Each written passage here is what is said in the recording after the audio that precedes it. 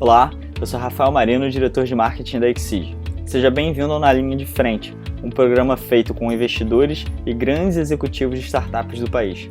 A galera que está de fato na linha de frente das tomadas de decisões mais importantes de uma empresa. No episódio de hoje a gente vai receber o Thiago Dalvi. Ele é fundador e CEO da Olist, que é considerada atualmente a maior loja de marketplaces do Brasil.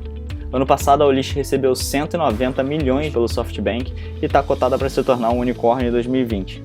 Bom, vamos lá? Aproveita esse episódio. Thiago, é um prazer ter você aqui fazendo parte desse nosso primeiro papo, que é um programa que a gente está chamando de Linha de Frente, que é basicamente uma conversa com executivos das startups mais inovadoras aí do mercado do Brasil e como esses executivos lidam um dos maiores desafios, né, que empreendedores lidam desde o crescimento, da escalabilidade, da corrida atrás de investimento e passando por esse momento que a gente está hoje em dia, momentos de crise, né, o que a gente faz, o que a liderança está pensando.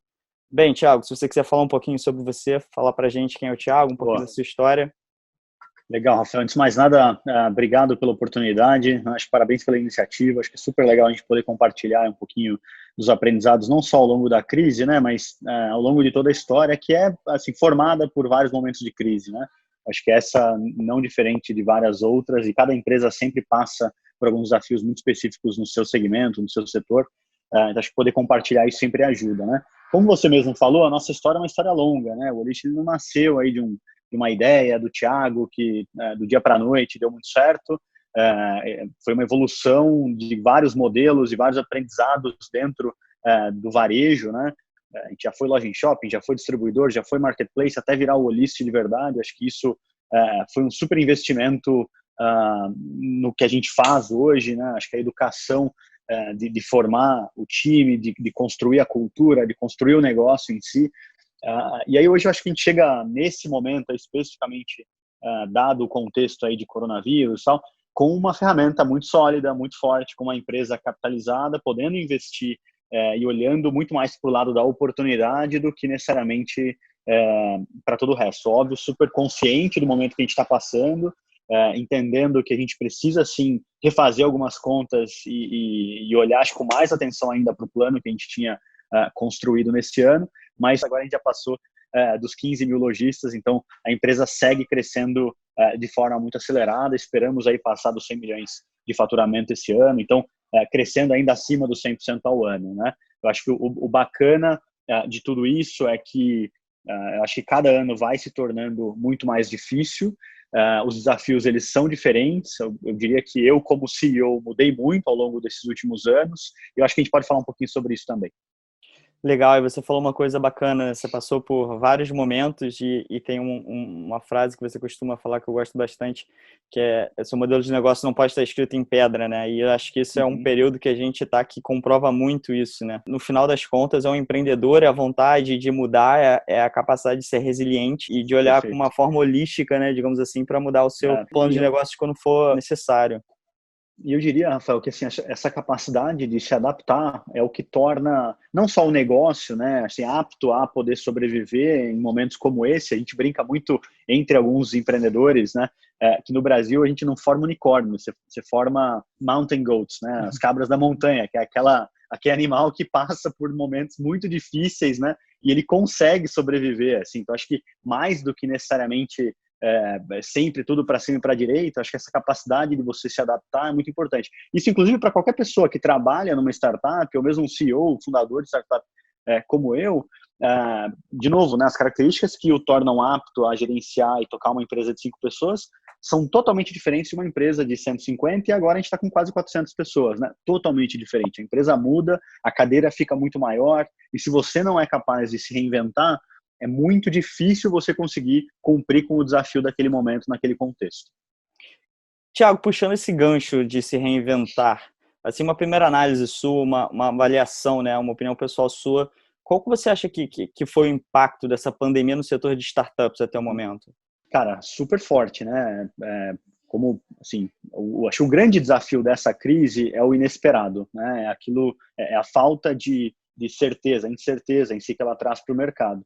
O investidor, vamos começar pelo lado do investidor, né? O investidor que olha para startups, ele de certa forma compra graus de risco, né? Então ele investe lá no seed, depois ou enfim, lá no angel, depois no seed, depois no Series A, B, C, D, e assim por diante. Em cada estágio de investimento, ele está disposto a comprar um determinado montante de risco ali, né? E isso gera um valor de equity que ele vai deter da companhia.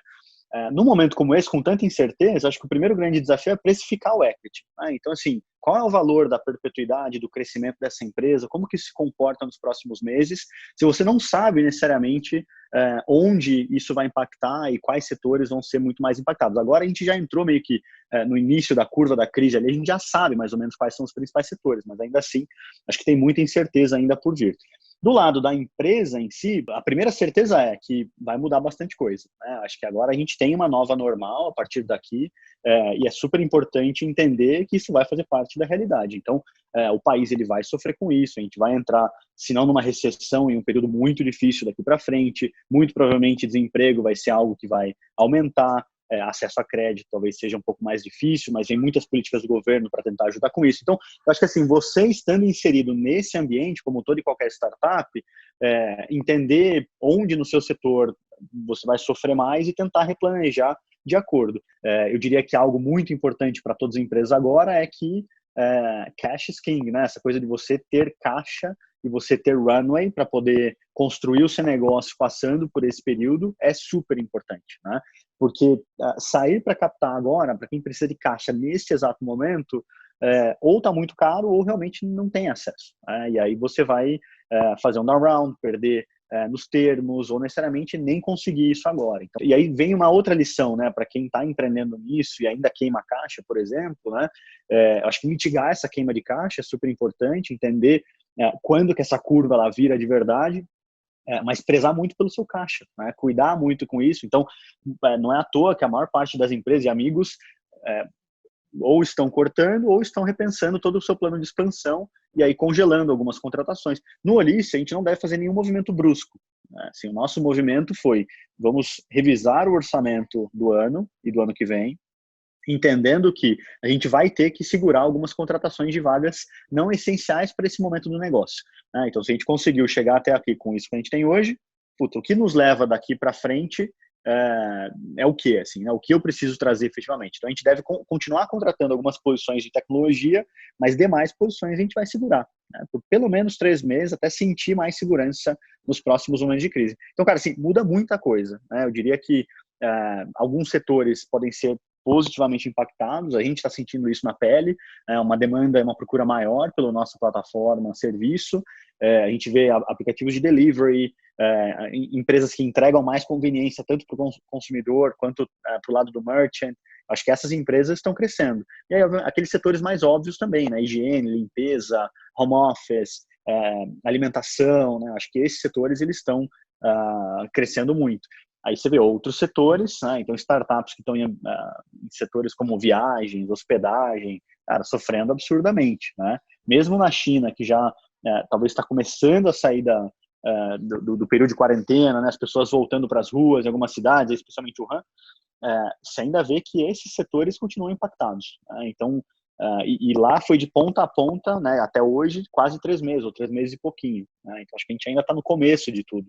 Interessante você falar, né? Diferentes segmentos, impactos diferentes. A gente vê modelos tipo de clouding, de gestão de equipes, esses modelos, né, crescendo, streaming, gaming, educação à distância, telemedicina.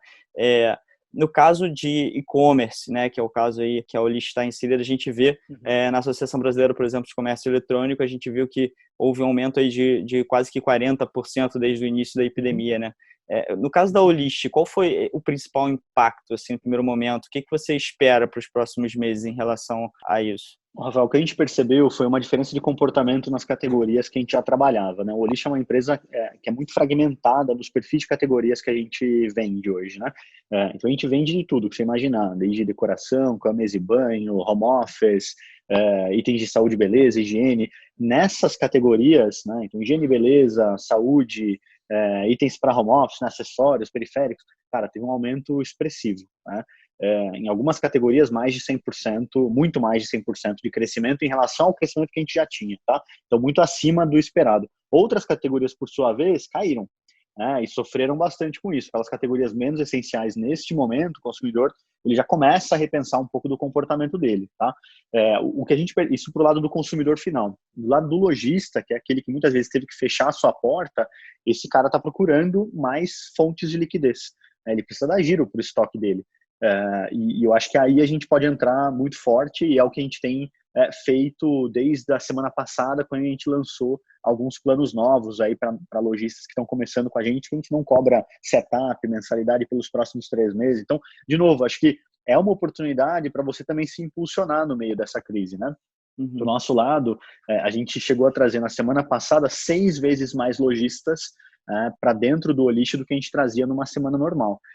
Então, assim, tem uma oportunidade gigantesca para vários negócios em meio a isso. Acho que o grande ponto é fazer tudo com muita cautela, olhando que é um mercado e um ambiente ainda volátil, né? O comportamento ele ainda está meio errático em algumas coisas, né? Você vê pessoas estocando comida em casa, aí não estão estocando, aí vão no supermercado com medo de desabastecimento, mas não tem desabastecimento. Ainda tem muita incerteza, né? Então, acho que é importante não ter muito movimento brusco, a menos que sua empresa esteja passando por um momento de ruptura, né? Um momento em que, se você não fizer uma grande virada, você vai ter um problema ainda maior. Tiago, eu vou pegar um outro gancho que você falou que o capital vai secar. Eu queria saber a sua opinião, porque existem vários, né, estágios de empresa, vários estágios de aportes. Você tem anjos, seed, VC. A gente vê, por exemplo, na última crise, a crise de 2008, por exemplo, que muitas startups nasceram, né, em meio a esse caos. Acho que isso é até uma das características de startup, nascerem tentando fazer coisas fora do padrão, no momento de volatilidade, de caos, de ganho de eficiência. Em 2008, por exemplo, a gente viu Airbnb nascendo, Uber, Stripe, GitHub, várias empresas icônicas nesse período.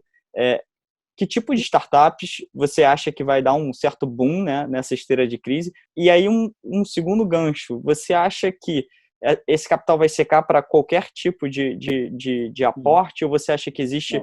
Quando a gente vê, por exemplo, 2008, a gente também vê enquanto você vê Series A, B, C caindo e depois retomando, você vê uma linha meio que quase que linear aí de crescimento no lado de seed, né, no lado inicial. Como é que você vê esses cenários aí, tanto de aporte inicial quanto de empresas aí no médio e longo prazo? Rafael, acho que, óbvio, né, minha opinião de uma pessoa que passou por vários momentos diferentes, mas que de longe, né, uma visão, acho que ampla, super ampla do mercado. Minha opinião, tá? Eu acho que olhando para essas empresas que nasceram em 2008, nenhuma delas servia a crise necessariamente, né? Eu acho que todas elas geraram value prop real para o consumidor, para o cliente delas, para o mercado, né? Todas que você mencionou, de certa forma, o valor delas está na perpetuidade, não só naquele momento, né? Então, acho que sim, é uma forma de você poder, pega o próprio Airbnb, né? Complementar sua renda, rentabilizar um imóvel a mais que você tem, dar mais liquidez para aquele espaço, mas de certa forma isso sempre foi importante, né?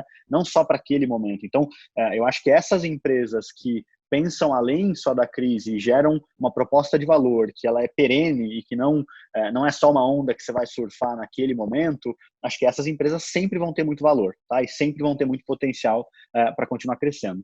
Eu acho que o investimento ele não vai secar 100%. Eu acho que sempre vai ter investimento entrando. Eu acho que é um período pelo qual a gente vai passar agora. Então, os próximos 6 a 9 meses, eu acho que vão ser muito mais difíceis do que foram, sei lá, os últimos 9 meses, por exemplo. Eu acho muito mais difíceis. Você vê, ano passado, a gente viu uma avalanche de investimento no Brasil, uma avalanche de novos fundos, de novos unicórnios, que foi algo que nunca aconteceu na nossa história, né?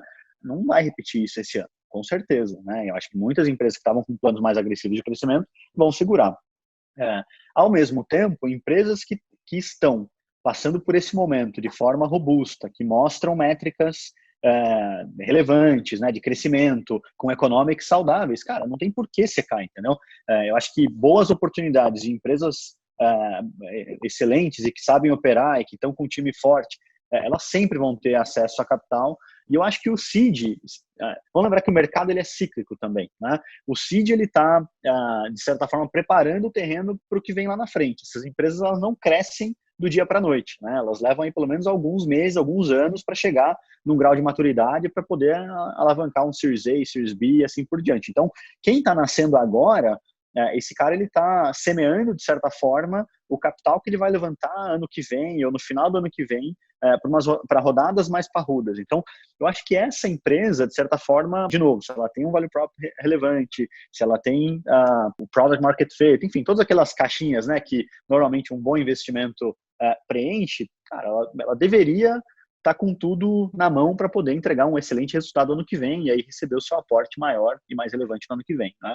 Eu acho que para quem estava captando Series A e Series B neste exato momento, vai ter mais dificuldade, né? E eu sei de amigos, inclusive, que estão com mais dificuldade, porque neste momento, esse tipo de investidor, e aí o Venture Capital especificamente, né, ele tem LPs que podem estar passando por dificuldades ou mesmo decidiram segurar os novos aportes para esse período. Então, eu diria que é temporário, não é uma coisa que vai secar, vai acabar e o caos está instaurado, não vai. Eu acho que a gente no Brasil sempre passou por momentos como estes. Se você for olhar os últimos 4, 5 anos, a avalanche de capital ela é nova, na verdade, né? Assim, para todos os estágios, isso aconteceu muito forte nos últimos 2 anos, especificamente. Então, não acho que isso vai mudar definitivamente o comportamento aqui. O que eu acho que vai acontecer é valuations talvez um pouco mais pragmáticos, né, mais acomedidos. Eu acho que investimentos menos glamurosos em tamanho, talvez. Né, eu acho que muito mais focado efetivamente ali no que você realmente precisa. E, de certa forma, só olhando para a nossa história, cara, esse foi sempre o playbook que a gente trabalhou. Nunca foi fácil levantar capital. A gente sempre teve que bater perna e falar com pelo menos 20, 30 fundos em cada rodada. Então, não acho que vai ser diferente, entendeu?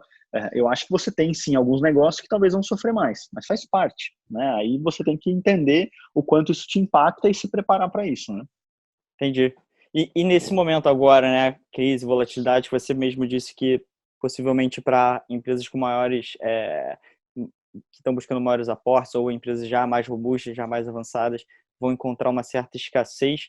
Como é que você vê o modelo de equity crowdfunding, né, que é o modelo, por exemplo, da Exceed, que conecta, né, praticamente um marketplace entre uma Sim. rede de investidores e startups que estão buscando crescimento? Como é que você vê ele nesse período agora? Qual seria, assim, o seu insight sobre ele? Claro. Cara, eu acho que de novo, né, um modelo provado que ele funciona lá fora e aqui no Brasil. Eu acho que no final do dia o papel de vocês é impulsionar aquelas empresas que estão começando agora, né? Eu acho que esse formato, né, em que você semeia a empresa agora para ela performar ao longo dos próximos 12 a 18 meses e fazer uma rodada lá na frente, de certa forma, não vou dizer que ele está blindado, né, mas, de novo, vocês não estão construindo uma empresa para ela dar certo do dia para a noite necessariamente agora, no período da crise. Ela vai crescer muito ao longo desse período e, eventualmente, captar uma rodada mais robusta lá na frente. Então, eu acho que, nesse modelo, você vai acabar passando pela crise sem muita preocupação. Obviamente, nesse momento, todo investidor vai segurar talvez um pouco de liquidez ali e não alocar todas as suas fichas nesse momento no mercado, porque tem uma questão que ninguém sabe qual que é o fundo do poço, né? Assim, até quando é o limite, na verdade, né? Isso para o mercado público de ações. Para o mercado privado, como é o caso da Exceed, cara, eu acho que, assim, de novo, afeta pouco, né? Bons negócios, boas oportunidades, se elas estão captando agora e a pessoa tem liquidez e faz parte da estratégia de investimento mais robusta que ela sempre perseguiu, não tem por que não investir agora, né? Eu acho que e aí é uma reflexão de que cada investidor tem que fazer, né, para si, assim. Eu acho que e cada empreendedor, obviamente, tem que entender se é o momento ou não de captar. Eu acho que para quem tem rodadas abertas para esse modelo de crowdfunding agora, continuar aberto e continuar tentando, eventualmente o closing vai levar um pouco mais de tempo, né? Então tem que estar, eu acho que ciente disso, né? Mas eu também não acho que isso não vai secar para essa modalidade, com certeza, entendeu? Porque eu acho que mais e mais você tem pessoas também querendo diversificar e aí não só trabalhar com bolsa, mas eventualmente querer mitigar de outras formas, né? Em tempos de crise econômica, você acha que é um período melhor para se criar novas ideias por conta do estresse, da estimulação à criatividade? Por exemplo, a Exceed, ela é uma empresa que prepara, né, empresas para rounds de investimentos em estágio seed e micro VC. Você acha que hoje ainda é um bom negócio investir em startups? Sem dúvida, Rafael, acho que isso não muda, né? Assim, de certa forma, todas as empresas que vão disrupt vários setores da sociedade estão nascendo agora, entendeu? Então, acho que ter organizações como a Exceed, eu acho que nesse momento é fundamental. né? Porque se não só dá sobrevida, mas se ajuda esse cara a se profissionalizar, a construir, eventualmente virar uma super empresa lá na frente, né? Eu acho que isso não vai mudar, cara, pelo contrário, acho que o momento de crise é aquele em que as pessoas inovam mais, né? Acho que a conformidade com o status quo, ela não gera inovação, e no momento de crise você é obrigado a repensar o status quo, a repensar aquilo que você vem fazendo, e eu acho que é aí que surgem boas ideias, e a gente provoca muito isso dentro do Ulisses, né? Acho que não adianta também só navegar em mar calmo e achar que isso vai gerar uma super empresa. Não vai, cara, é sempre difícil. A gente vê isso porque todo mês no Ulisses é difícil, cara. Todo mês tem um puta desafio, se não é na logística, no faturamento, ou é no captação de logística, na aquisição, no marketing. Sempre tem uma bomba estourando em tudo que é lugar, entendeu? E isso te faz querer ser melhor, né? Eu acho que essa é uma crise que ela te faz querer ser mais eficiente, te faz querer gastar menos, te faz repensar aquele plano que você tinha, se ele era efetivamente relevante ou não.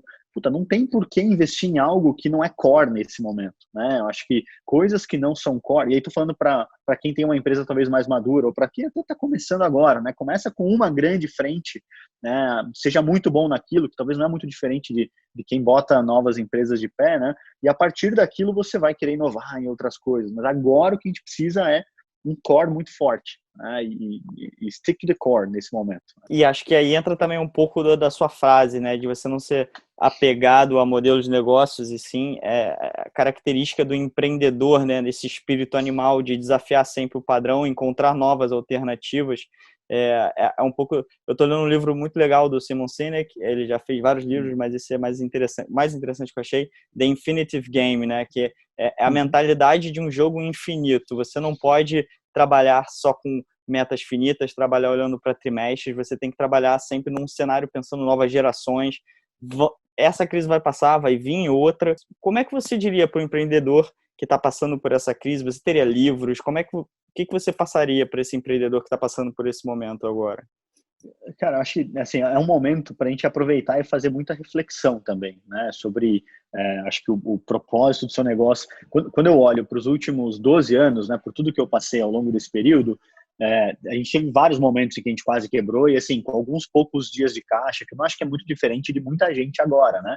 E, cara, foi super doloroso. Mas em todos esses momentos a gente pivotou ou se transformou em algo muito mais relevante do que o momento anterior. Então, de novo, né, essa coisa de não também está muito apegado a um só modelo e construir o plano, e sempre vai ser aquele plano, é sempre esse caminho. Tipo, esteja aberto, acho, ao que o mercado está te trazendo, né? Eu acho que tem alguns livros super interessantes, eu estou com 2 agora, na verdade. A Estratégia do Alibaba é um deles, o Min Zeng, que é um dos chief officers do conselho deles. Então, cara, super interessante, estou começando agora. E eu acabei de ler o Blitzscaling também, né? Que eu acho que fala muito de empresas do Reid Hoffman, do Chris Ye, de empresas que crescem num ritmo exponencial. E isso é uma estratégia não só de ataque, mas de defesa também, né? Em muitos setores. E eu acho que empresas que estão nesse ritmo agora, eu acho que é o único ponto de atenção, que não deixa de ser diferente de qualquer outro momento, ter absoluta convicção que aquele é o momento certo para você blitzscale, né? Senão você pode blitzfail também, né? Acho que esse é um ponto que ele traz ali, né? Então acho que tem vários, cara. Acho que um outro muito legal, Hard Things About Hard Things, né? O lado difícil das situações difíceis. Esse acho que é um dos melhores livros que eu li, assim, nos últimos 5 anos, assim, mudou completamente a perspectiva de gestão. Ele traz uma clareza em relação à gestão, em relação a pessoas, em relação à formação de time, em relação a momentos de crise, nessa coisa do wartime CEO versus peacetime CEO. Eu considero que no Ulisses a gente sempre foi meio que a gente sempre esteve em wartime, né? Sempre. E eu acho que esse não é um momento diferente. Saber distinguir, né, esses diferentes momentos e como lidar nesses diferentes mares, cara, super interessante. Você, como investidor, Thiago, continua achando que startup é um investimento para diversificação nesse cenário, onde a volatilidade da bolsa é muito grande? A gente viu, né, uma queda de quase 40% desde o início do ano. Como é que você investe em startups? O que você acha do investimento agora, comparado com outros modelos que a gente tem aí, mas que são super voláteis? Como é que é o seu lado investidor aí? Perfeito. Cara, o meu maior investimento é o próprio Olist, né? Então, de certa forma, hoje grande parte do meu tempo ainda está dedicado ao Olist. Eu acho que eu tenho muito mais a agregar pelos próximos anos da empresa ainda. Então, procuro olhar menos para o mercado e a investimento como investidor, tá? Dito isso, eu fiz alguns aportes, sim, poucos aportes, em alguns mais tempo até do que qualquer coisa, mentoria e outros financeiros também, mas muito pequeno comparado, né, ao que eu dedico hoje para o Olist, obviamente. Eu fiz alguns investimentos em fundos de investimento, né, em fundos de venture capital. Aí diversifiquei um pouco, né, então entrei em 4 fundos de venture capital, aí muito pensando em mitigar um pouco da volatilidade que algumas empresas têm, porque eu hoje, não sendo um investidor profissional, não tenho tempo para poder acompanhar isso, estudar cada mercado, entender cada situação. E eu acho que, de novo, né, super bacana a Exceed nisso, porque ela traz um pouco desse conhecimento e dessa estrutura também para quem quer investir também, né? Acho que um pouco mais da própria diligência, das informações, de forma até mais profissional do que você simplesmente ir lá em qualquer empresa e fazer um aporte pessoal. Eu acho que continua sendo uma super oportunidade, sabendo analisar e entender a situação de cada empresa e entendendo, obviamente, que aquela empresa não serve só o propósito daquele momento, mas é um propósito muito mais amplo e além da crise, né? Eu diria que, cara, vários negócios nunca vão deixar de ser ótimos negócios, entendeu? Independente da crise, né? Eu fiz um aporte recentemente numa empresa chamada The Coffee. Super interessante o modelo deles, são micro cafeterias, tudo automatizado pelo app, você, enfim, faz o pedido pelo app, tira ali no balcão, que está sendo 100% afetado agora, porque estão fechadas as lojas, né? Eu tenho absoluta convicção que a hora que reabrir vai voltar a crescer normalmente como estava crescendo antes, né? Então, de novo, acho que bons negócios e boas empresas nunca vão deixar de ser boas empresas, entendeu? Acho que é só saber passar por esse momento, né? O interessante é a tese, né, de investimento que está por trás, né? O que é aquele legal, como É você falou, isso. o Airbnb a proposta de valor dele é eterna, não necessariamente tem que surgir numa crise, mas talvez coincidentemente surgiu naquela crise, né? Perfeito. Cara, eu fiquei super curioso, né? Você teve vários aportes, digamos assim, vários períodos, né? Tanto na sua antiga, na Solidarium, quanto na Olist. Conta um pouco desse processo, assim, da dificuldade que de muitas vezes o namoro em si. Isso muitas vezes empreendedores consideram como um full-time job, né? Essa busca, você basicamente tem que ficar focado naquilo. Conta um pouco aí dessa sua odisseia aí em termos de aportes, Legal. de investimento. Rafael, acho que é sim um full-time job e você, ao mesmo tempo, tem que continuar dando atenção devida para o negócio, né? Então, formar um bom time te ajuda muito que nesses momentos que você precisa sair para captar, o negócio esteja rodando, esteja forte, e a cultura ela não quebre. E eu acho que isso sempre foi muito difícil porque eu sou o único founder, né? Eu acho que muita gente se identifica com isso porque, tendo mais de um founder, né, você tem algumas pessoas que ficam ali na empresa tocando a operação e outros saem eventualmente para captar. No meu caso, nunca foi assim, né? Sendo CEO e único founder, tive que sair para captar. E muitas vezes você passa 1 mês, 2 meses fazendo viagem, reuniões e o tempo todo preparando o deck, melhorando o discurso e trazendo o time para perto para colher feedback também e tendo que atualizar essas informações o tempo todo. Isso dá uma trabalheira danada, assim, né? Cara, nunca foi diferente, independente das rodadas, né? O que a gente fez, que eu acho que foi, de certa forma, inteligente, mas é um risco. Acho que rodada de seed, né? Quando a 500 entrou e alguns investidores angels entraram, não foi fácil. A gente teve que rodar o chapéu, cara, falando com muita gente, né? Até porque naquele momento a proposta de valor do Olist ainda não era super clara, a gente não tinha ainda, acho que toda essa clareza de onde o negócio poderia chegar.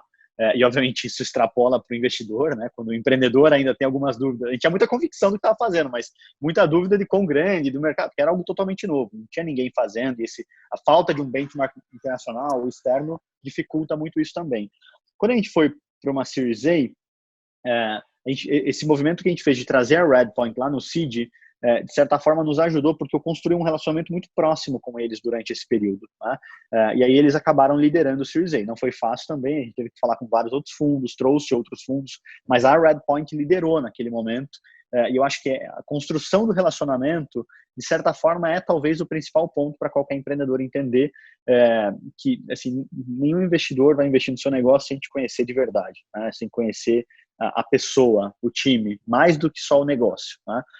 E eu diria que esse é um período que poucas pessoas, ou é um tempo que poucas pessoas investem, poucas pessoas gastam. Então, a gente no Series C, a gente já tinha construído relacionamento com o SoftBank há muito mais tempo e com outros fundos também há muito mais tempo, né? Então, de certa forma, a gente tinha opções. Muito porque esses fundos eles vinham acompanhando o desenvolvimento da empresa e a gente mantinha eles sempre informados, né? Então, compartilhando reportes trimestrais, fazendo uma reunião aqui, outra ali, e isso ajuda muito, né? Então, o cara viu que você prometeu tal coisa, voltou 3 meses depois, porra, não só entregamos tal coisa, como fizemos outras coisas. E eu acho que isso gera consistência e confiança, que no final do dia são talvez os principais atributos que um investidor está procurando numa empresa, né? Então, entender também que não é, eu vou captar agora, então deixa eu ir lá, vou bater na porta, puta, recebi um não, tudo acabou. Cara, a Redpoint a gente tinha tomado não na época do Solidário, né? Eu voltei na época do Olist e eles falaram sim. E teve vários outros fundos que falaram não antes, o Valor tinha falado não para Solidário, depois liderou o Series B do Olist, né? Então, acho que assim, o mercado ele é muito dinâmico, né? Estar aberto, normalmente o que o fundo traz, eu acho que são insights muito valiosos para o empreendedor. Você tem que parar, refletir sobre aquilo, entender o que você precisa adaptar não só no seu discurso, mas na sua operação também, muitas vezes, né? Lembrar que essa galera está acostumada a ver muita empresa, avaliar muitos negócios. E eu acho que muita da visão que eles trazem sempre é muito útil, assim. Em alguns casos não é útil e beleza, você vai lá e ouve e agradece, e ok, mas em muitos casos é muito útil, né? Então vale a pena refletir sobre aquilo. O que eu vejo sempre, aí também de alguns amigos, você não está disposto a evoluir, entendeu? E aí você ouve aquilo e está tão fechado na sua ideia que você não parou para entender que aquilo que ele falou, cara, podia mudar toda a sua história. Aconteceu com a gente, né? Assim, na época da Solidário, a gente nunca conseguiu levantar R$ 1 de venture capital. Por quê? Porque o modelo não estava ali, a concorrência era muito alta, o economics não parava de pé. Porra, tava todo mundo falando pra gente por anos e anos, entendeu? Demorei para aprender isso, demorei para ouvir de verdade isso. Aí no Olist falei, cara, agora vai ser diferente. Eu quero ouvir muito mais. Não é a ideia do Thiago, a partir de agora é uma ideia que vai evoluir pra caramba com o tempo. Então tem que estar aberto, senão não vai funcionar. E eu acho que aí a empresa evoluiu pra caramba. Cara, você tem alguma história assim, interessante, alguma coisa que aconteceu nesses períodos enquanto você buscava? A gente vê um monte de casos aí de empreendedores que perseguem investidores e fazem de tudo aí para nesse processo. Você tem alguma Tem sim, história cara. aí, alguma coisa que, pô, super Tem exclusiva várias, que na verdade. acontece? Deve ter várias, né? Tem uma, cara, na época da 500, super legal, e a 500 acho que te ajuda muito nisso, né? A pensar e a sair um pouco da caixinha, assim. Então, por exemplo, para levantar o seed, cara, o que a gente fez foi mapear todos os investidores que a gente queria trabalhar de alguma forma.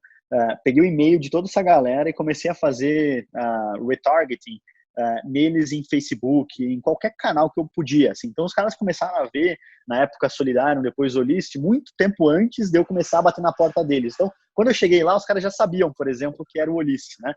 E aí não só fazia a reunião, como continuava fazendo retargeting para o cara nunca esquecer da empresa. Nessa rodada, a gente levantou $835 mil, né? Que foi o seed da Solidário, que outra história interessante, a gente captou para Solidário, 30 dias depois a gente decidiu pivotar, porque quando a gente começou a investir, viu que não daria certo e optou por, ao invés de eu gastar esse dinheiro aqui para um modelo de negócio que não faz sentido, deixa eu voltar para todos esses investidores e falar, seguinte, a gente entende que tem um modelo que é muito melhor, que é uma evolução da Solidário, que a gente vai tentar aproveitar tudo isso. Se vocês toparem, a gente traz junto vocês no cap table e esse passa o novo cap table do Olist, todo mundo topou e, cara, a gente seguiu.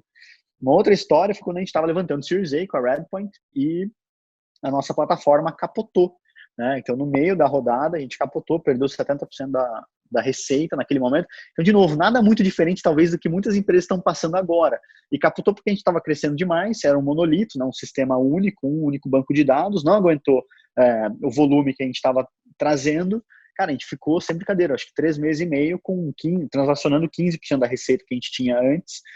E foi muito legal. O que a Redpoint trouxe foi, cara, entendemos o desafio, entendemos o que vocês estão fazendo, confiamos no que vocês vão fazer e a gente está disposto a passar por isso junto com vocês, olhando para o futuro. E fecharam o aporte, né? Então, óbvio, isso é uma situação super atípica, muito diferente do que muitas empresas passam normalmente, mas mostra também que trazer um investidor certo, né, que não está necessariamente ligado só ao resultado do curtíssimo prazo, mas óbvio que ele está preocupado com o curto prazo, mas ele está olhando para o futuro com você. Então, também não se deixar levar por qualquer term sheet, né? E eu acho que isso, para a gente, cara, se pagou absurdamente, assim, no passado, né?